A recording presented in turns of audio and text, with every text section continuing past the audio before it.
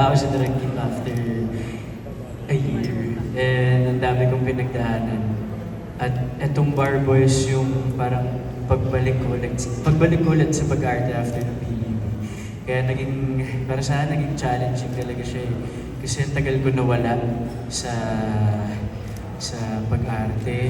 Talagang yung pinurtray ko sa loob ng bahay ni Kuya yung sarili ko. Kaya sobrang nanibago ako, but at the same time, sobrang naging smooth talaga na parang nag-ground ako, nabalik ako sa kung ano yung purpose ko, kung bakit gusto ko itong pag-arte. Tinulungan ako ni Direk Kip and of course kasama ang cast ng Bar Boys. Kasi sobrang gulo talaga ng utak ko that time, sobrang overwhelming ng mga nangyayari.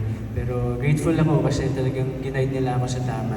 At eto, nagawa na namin yung pelikula. Alright. Emilio?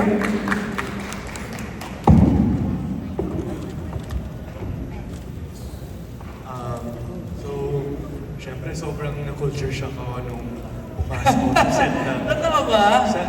Set ng ni Direk Kip.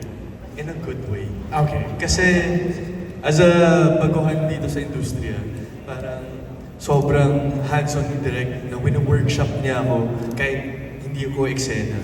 So, I really learned a lot here sa Bar Boys kasi syempre, minsan lang naman makaka-work mo yung mga award-winning actors and of course, award-winning director din. So, talagang parang akong sponge sa set ng Bar Boys. Really just trying to soak in everything talaga. And hopefully, actually not hopefully, definitely, madami akong maaaral na madadala sa mga susunod kong mga projects. And of course, yung mga friendships na nangyari din dito.